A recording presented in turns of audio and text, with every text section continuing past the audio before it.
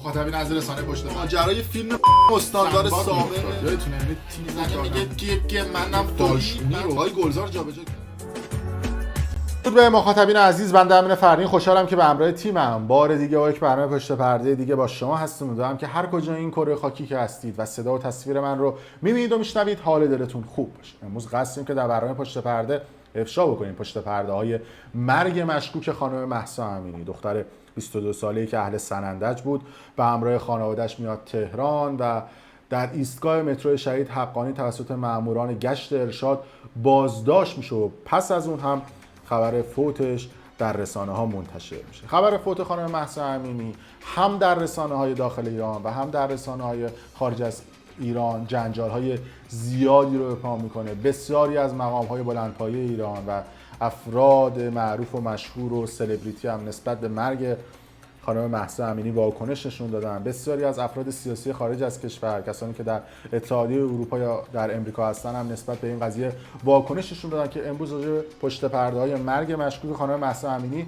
به شما خواهیم گفت و راجع به پشت پرده‌های گشت ارشاد هم به شما خواهیم گفت که اصلا کی تأسیس شد، هدف از گشت ارشاد چی بود، فرماندهانش چه افرادی بودن و آیا مردم نسبت به این قضیه رضایت دارن یا ندارن. میدونید که سالانه گشت ارشاد بودجه رو بیش از 100 میلیارد تومان دریافت میکنه. اگر گشت ارشاد برای مردم دردسر داره، برای کسانی که این طرح رو اجرا میکنن پول داره و نسبت به افرادی که به اصطلاح خودشون بدحجاب بی‌حجاب هستن، اگر بازداشتشون بکنن به تعداد هر نفر پورسانت دریافت میکنن و از اون طرف یه تعداد لیست بهشون میدن و بعد اون لیست رو پر بکنن. مثل ماموران پلیس که اون تعداد برگه‌های جریمه رو باید پر بکنن، ماموران گشت ارشاد هم باید اون تعداد رو پر بکنن و براشون هم پوشش افراد فرقی نمیکنه. یه ذره بی‌حجاب باشن سریع افراد رو میگیرن که بتونن پورسانت رو دریافت بکنن. این در حالی هستش که این تصویر در رسانه ها منتشر شد که نشون میداد که پوشش خانم مهسا امینی در حین بازداشت این پوشش بوده و اگر نگاه بکنید آنچنان بی‌حجاب یا بدحجاب نیست، پوشش کاملا متعارف در داخل ایران هستش و با این پوشش توسط ماموران گشت ارشاد بازداشت شده. این در حالی هستش که برادر مهسا امینی در حین بازداشت خانم مهسا امینی در ایستگاه مترو شهید حقانی کنارش بوده و با ماموران درگیر میشه، ولی خب درگیری هم فایده نداره و خانم مهسا امینی رو توسط اون ونهای معروف گشت ارشاد میکنن و منتقلش میکنن به پاسگاه و به برادر مهسا امینی میگن که 1 ساعت دیگه میتونی به فلان پاسگاه، با گرفتن رضایت و تعهد و چیزهای مختلف خانم مهسا امینی آزاد خواهد شد. 1 ساعت بعد وقتی که برادر خانم مهسا امینی میره در همون آدرسی که ماموران گشت ارشاد داده بودن، می‌بینی که آمبولانس هست و اعلام میکنن که مهسا امینی منتقل شده به بیمارستان. اونجا با ماموران پاسگاه درگیر میشه و ماموران پاسگاه به سمت به برادر مهسا امینی گاز اشکاور پرتاب میکنن. خلاصه درگیری های عجیب و غریبی پیش میاد. این در حالی هستش که شاهدان عینی که همراه خانم مهسا امینی بازداشت شده بودن عنوان میکنن که خانم مهسا امینی درگیر شده بوده با ماموران پاسگاه و به سر و صورت خانم مهسا امینی ضرباتی وارد شده. این در حالی هستش که مقام‌های مسئول داخل ایران عنوان کرده بودن که خانم مهسا امینی سابقه بیماری داشته و علت فوتش هم به همون دلیل بوده. اما خانواده مهسا امینی به خصوص مادر و دایی مهسا امینی به شدت این قضیه رو تکذیب کردن و گفتن که مهسا امینی در سلامت کامل بوده و هیچ آرزو و مشکل قلبی یا چیزهایی که اصطلاحاً عنوان میکنن نداشته و خانم مادر اصطلاحاً مهسا امینی عنوان کرده که ما اگه شکایت هم بکنیم دستمون به جای بند نیست، به هر حال یه ور قضیه گشت ارشاد هستش و به ما گفتن که ساکت باشید و نسبت به این قضیه صحبتی نکنید. میتونیم بریم صحبت‌ها و مصاحبه‌ای که با مادر خانم مهسا امینی انجام شده رو بشنویم، ببینیم که ایشون چه توضیحاتی نسبت داره. از مترو که پیاده شدن به قرآن قسم یه مانتو تنش بوده اندازه 4 مانتو گشاد بوده، این قدم بلند بوده، زمین رو جارو میکرده. این مانتو مال من بود، به قرآن پوشیده بود، روسری 3 متری بزرگ بدون آرایش. به محض اینکه از مترو پیاده شده بودن میگیرنشون. پسرم میگه تو رو قرآن این کارو نکنید، خواهرمو نبرید، ما غریبیم اینجا، غریبیم اینجا. چرا؟ مگه چی کار کرده؟ چرا پسرمو میزنن؟ با زور بردنش اونجا دیگه. من نمیدونم چه کارش کردن واقعا. آخه باید توضیح بدن به چه جرمی، به چه حقی یه مظلوم اینجوری میکنن. چرا این کارا رو سر مردم در میارن؟ سر من سالم و سرحال بوده، اومده اینجا بردنش اونجا. دختر من سالم بوده، اینا ریش کردن. نبایدم اعتراضی بکنیم، هیچی بگیم. من مامانشم، دارم دقمرد میشم. دختر عزیزم رو تحت بیمارستان افتاده. به قرآن قسم دخترم از حضرت فاطمه زهرا پاکتره. خدا ازشون نگذره. نمیدونم چی کار کنم، دیوانه شدیم همه. ژینا حقش این نبود. میگن اطلاع رسانی نکنید، رعایت کنید، هیچی نگید. دور برمونم پر مأموره، نمیتونیم تکون بخوریم، جون بخوریم. ما هیچ کاری هم نکنیم. این مصاحبه در حالی هستش که وقتی خانم مهسا امینی رو به بیمارستان منتقل میکنن سطح هوشیاری 3% بوده و عملا پزشکان مرگ مغزیش رو تایید کرده بودن، اما خانواده‌اش اصطلاحاً امید داشتن که مهسا امینی برگرده. اما صبح امروز عنوان شد که بعد از ظهر امروز عنوان شد که خانم مهسا امینی در بیمارستان کسری فوت کرده. اون خبرهایی هم که میاد به شدت جو در اطراف بیمارستان کسری امنیتی هستش. ماموران انتظامی و اصطلاحاً ماموران امنیتی اونجا جمع شدن که تجمعی و اعتراضی نسبت به این قضیه صورت نگیره. این در حالی هستش که گفتم در داخل ایران افراد سیاسی، افراد اصطلاحاً ورزشی نسبت به فوت خانم مهسا امینی واکنششون دادن، از علی کریمی و پرویز پرستویی، خیلی از ورزشکارها بگیر تا افراد سیاسی همچون محمد خاتمی که نسبت به این قضیه واکنششون داد. چرا من آقای محمد خاتمی رو انتخاب کردم؟ به خاطر این هستش که طرح گشت ارشاد در اواخر دولت هشتم، یعنی در دولت آقای خاتمی استارت خورد و ایشون یکی از بانیان اجرا کننده طرح گشت ارشاد بودن و اومدن توییتی رو در توییتر منتشر کردن که بخوان این قضیه رو اصطلاحاً ماسمالی بکنن. طرح گشت ارشادی که با هدف ارتقای امنیت اجتماعی، با هدف اینکه مردم ارشاد بشن و بی‌حجابی و بدحجابی در جامعه اصطلاحاً کم بشه استارت خورد. اما اون چیزی که ما در نظر سنجی ها می‌بینیم و این اتفاق تلخی که برای مهسا امینی افتاد که دومین دختری هستش که پس از دستگیری ماموران گشت ارشاد منجر به فوتش میشه، چون سال 1387 هم یه خانم پرستاری که اسمش سارا بود هم توسط گشت ارشاد بازداشت شده بود و اون هم سرنوشتی مشابه خانم مهسا امینی داشت و اون هم فوت کرد. این دومین اتفاق هستش، باعث شد که جو جامعه سنگین بشه و ما میبینیم در فضای توییتر، در فضای مجازی و واکنش سلبریتی ها و انواع اقسام آدم ها رو که همه ناراضی هستن از اجرای این طرح و طرحی هستش که در کل این جهان هستی فقط در ایران اجرا میشه. یعنی ماموران گشت ارشاد میگن که شما مردم خودتون صلاح خودتون رو نمیدونید، ما میدونیم و ما بهتون تذکر میدیم که شما به سمت امام انقلاب اسلام هدایت بشید. اما برگردیم به آقای خاتمی و از موضوع خارج نشیم.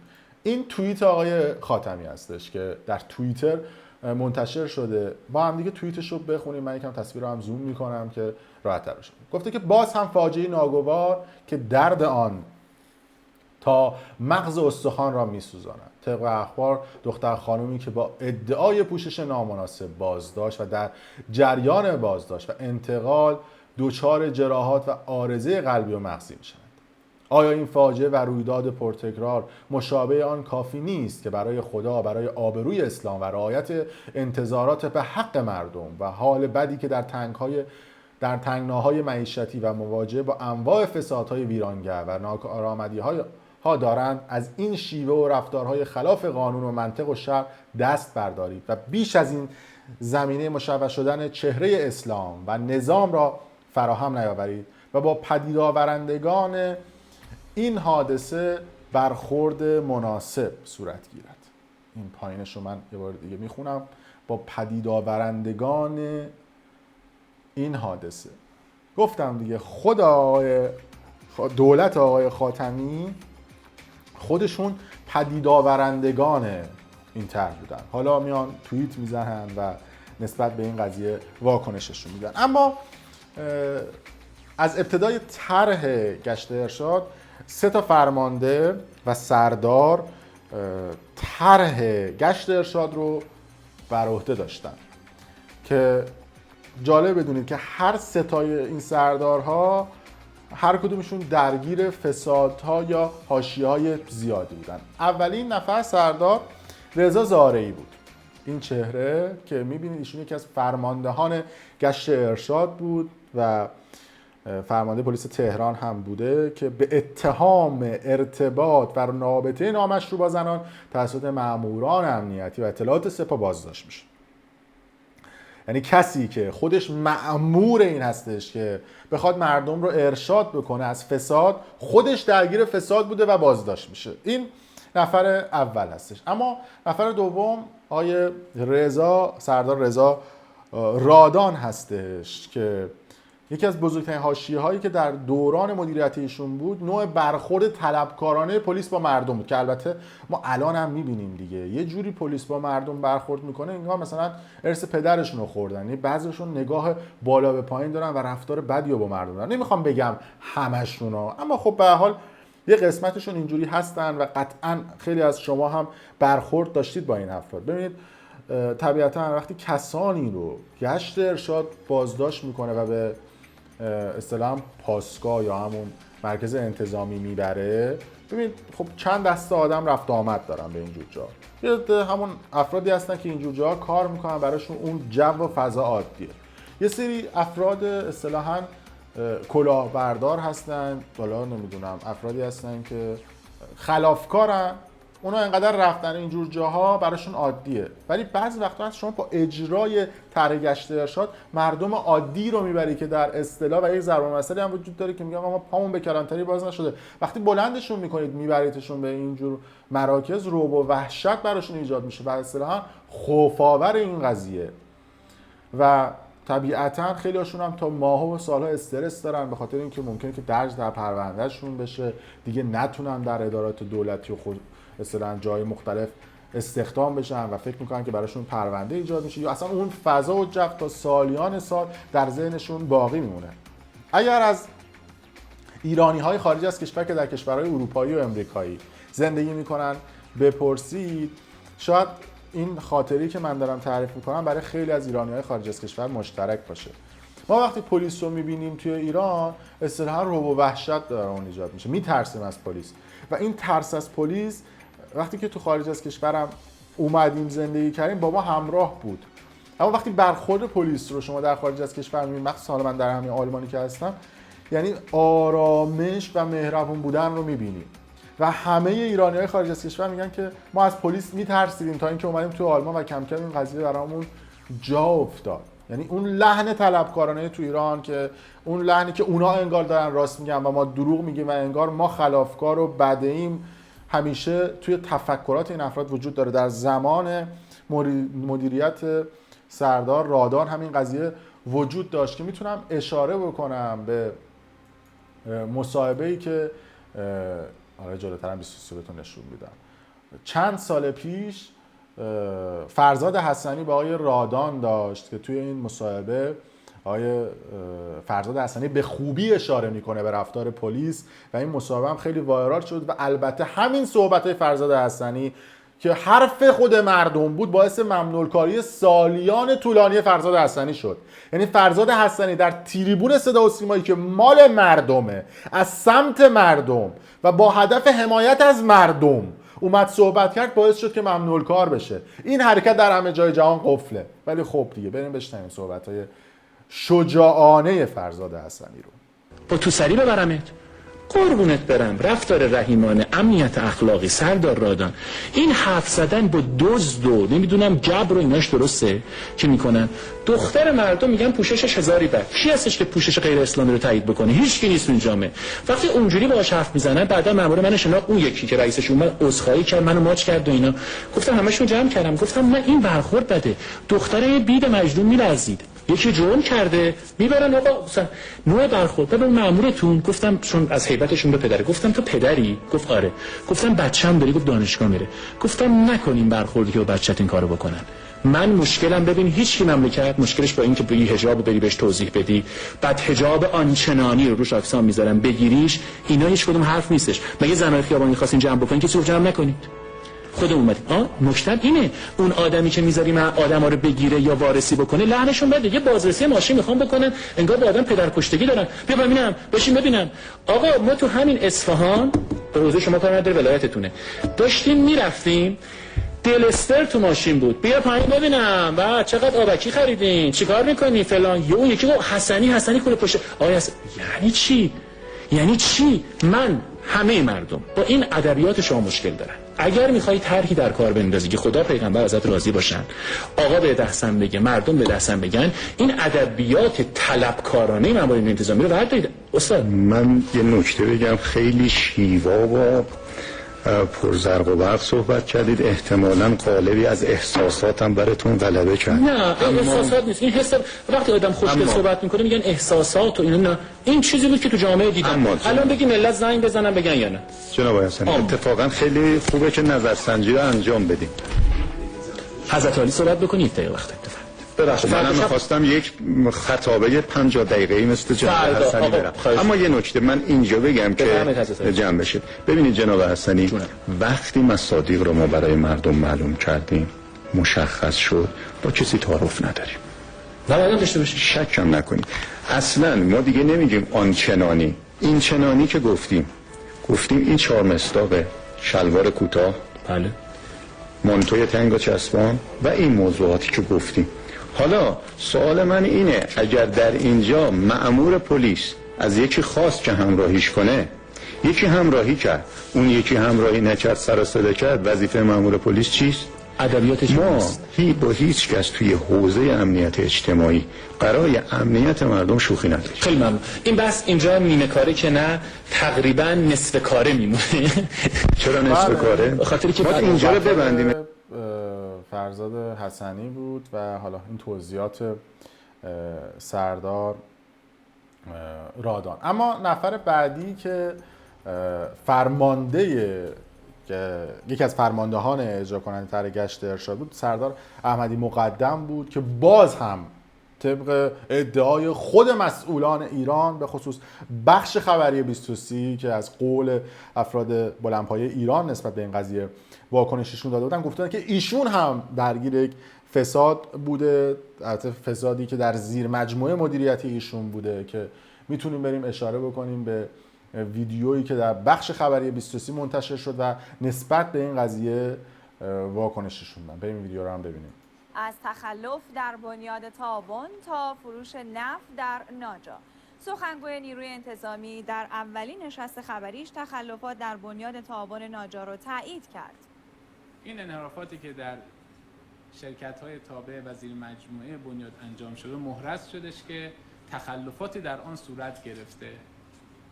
فرمانده وقت ناجا شخصاً پرونده قضایی تشکیل دادن، خودشون پیگیر بودن و این پرونده رو به دستگاه قضا سپردن و تعدادی از افراد هم دستگیر شدن و فعلا پرونده مفتوح است و در حال بررسی. فروش نفت در نیروی انتظامی سوال دیگه‌ای بود که سخنگو گفت در جلسه‌ای با حضور مسئولان دولتی و بانکی قرار شد پول نفتی که قبلا بابت کسری بودجه دریافت و فروخته شده بود در داخل ناجا صرف حقوق و بودجه نیروی انتظامی بشه. منتظرالمهدی درباره بازگشت این پول هم توضیح داد. ما نباید برگردونیم، این جزء دیون بوده، کسری حقوق بوده و کسری بودجه نیروی انتظامی بوده. اون باید کارسازی بشود برای نیروی انتظامی و در تعاقب آن بلافاصله حواله کشیده میشه برای خزانه دولت. یعنی نه وجهی می رود و نه وجهی می آید، صرفاً با همین روش دخلی خرجی میشه این کار رو انجام بدن. کما اینکه در دهه گذشته این اتفاق افتاد، در خرید بنزهایی که انجام شده بودش با همین روش تصفیه ساخت. بله اینم ماجرای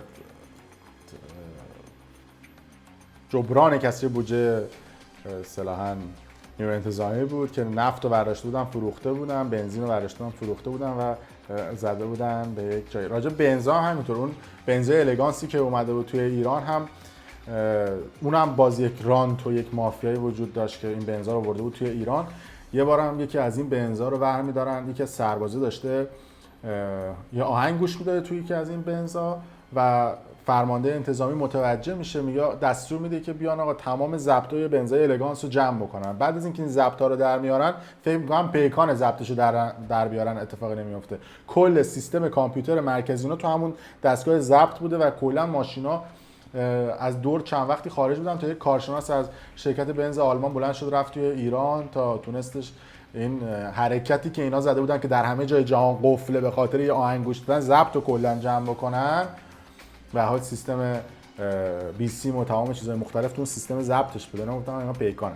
خلاصه تا اون سیستم اومد درست بشه چند هفته‌ای رو ماشین‌های الگانس اصطلاحاً ناجا از دور خارج شده بود. این کل ماجرا بود و الان هم مردم وقتی میریم توی توییتر و جای مختلف صحبت‌های مردم رو میخونیم مخالف اجرای طرح گشت ارشاد هستن، به خاطر اینکه میگن که آقا اگه شما میخواید واقعا یه فرهنگ‌سازی بکنید از مدارس شروع بکنید برای حجاب.